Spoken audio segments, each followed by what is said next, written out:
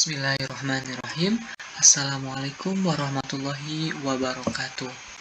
Alhamdulillahirabbil alamin wa bihi nasta'inu ala umuri dunya waddin wassalatu wassalamu ala asrofil anbiya'i wal mursalin wa ala alihi wa sahbihi ajma'in amma ba'du. Yang terhormat Ibu dosen Dr. Umi Halwati SOS selaku pengampu mata kuliah komunikasi massa, dan teman-teman yang berbahagia. Alhamdulillah pada kesempatan kali ini di sini saya Hendra Herdiana beserta dua rekan saya Endang Permana dan Ika Nova Larasati dari kelompok 6 akan mempresentasikan mengenai proses dan model-model komunikasi massa. Baik, untuk mempersingkat waktu, kita mulai dengan pemateri yang pertama yang akan dibacakan oleh saya sendiri. Proses komunikasi massa.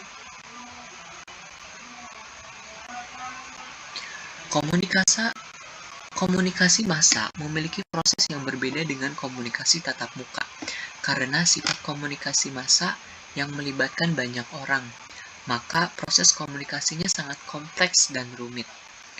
Menurut MC Quayle, pada proses komunikasi massa terlihat berproses dalam bentuk.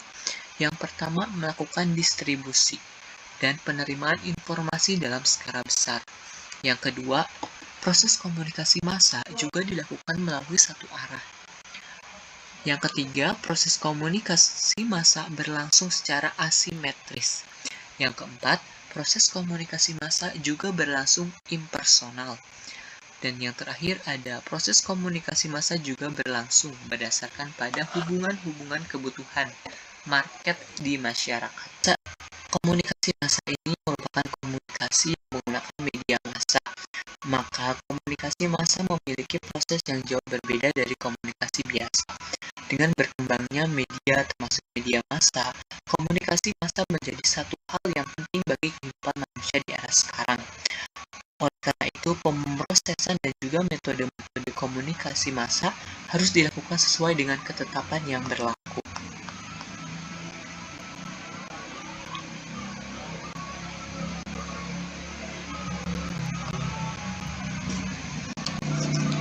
Yang selanjutnya ada pengertian model komunikasi massa. Model komunikasi massa adalah representasi dari fenomena yang nyata dan abstrak dengan menekankan unsur-unsur terpenting dari fenomena tersebut. Model komunikasi dimaksudkan untuk membantu menjelaskan fenomena komunikasi. Selain penjelasan, model komunikasi juga bertujuan untuk mereduksi fenomena komunikasi. Baik, untuk materi selanjutnya mengenai model-model komunikasi akan dibawakan oleh rekan saya. Oke, baik. Selanjutnya saya Ika Nova Larasati akan menjelaskan tentang model komunikasi massa Melvin de Fleur. Pada model ini, sebuah saluran itu menjadi media massa yang mampu menyebarkan pesan-pesan yang dikemukakan oleh sumber. Halnya fungsi penerima pesan adalah orang yang dikenai sasaran pesan yang mana ditujukan untuk menguraikan sebuah pesan itu dengan maksud terjadinya umpan balik atau respon dari tujuan kepada sumber. Misalnya seperti penerimaan pesan yang dilakukan oleh pengirim pesan lalu diterima dan diuraikan oleh si penerima dengan maksud mendapatkan respon dan umpan balik yang sesuai dengan tujuan pengirim pesan. Pada komunikasi biasanya banyak sekali hambatan dan juga gangguan-gangguan yang sering terjadi. Sama halnya pada model komunikasi ini, gangguan yang terjadi bisa sangat banyak dan tidak terbatas pada gangguan saluran ataupun pada medianya. Model komunikasi massa Melvin de Fleur sendiri memiliki fokus yang utama, yakni bagaimana mencapai berbagai pengertian makna pesan antara sumber dengan tujuan. Kemudian Ada proses komunikasi massa menurut The Floor.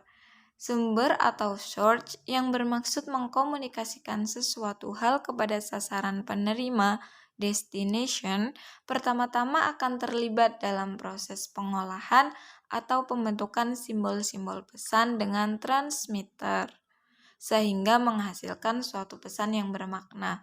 Simbol-simbol pesan ini kemudian disampaikan melalui suatu saluran atau channel, medium komunikasi massa seperti surat kabar, majalah, radio, TV, dan lain-lain.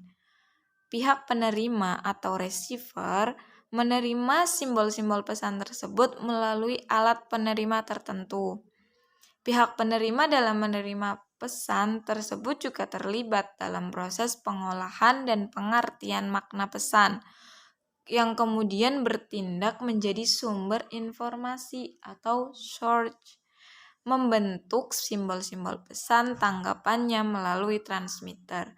Selanjutnya, transmitter mengirim kembali pesannya tersebut melalui suatu saluran medium komunikasi massa atau channel kepada pihak sasaran penerima, yakni sumber pertama yang mengirim pesan dan sekarang bertindak sebagai destination. Terima kasih, mungkin itu saja yang bisa saya sampaikan. Saya kembalikan kepada moderator. Oke teman-teman, di sini saya Endang Permana akan melanjutkan materi tentang model komunikasi massa. Model komunikasi massa yang selanjutnya yaitu dari Michael W. Gamble dan Terry Cole Gamble. Model komunikasi massa ini juga sering atau bisa disebut dengan model komunikasi massa Gamble to Gamble.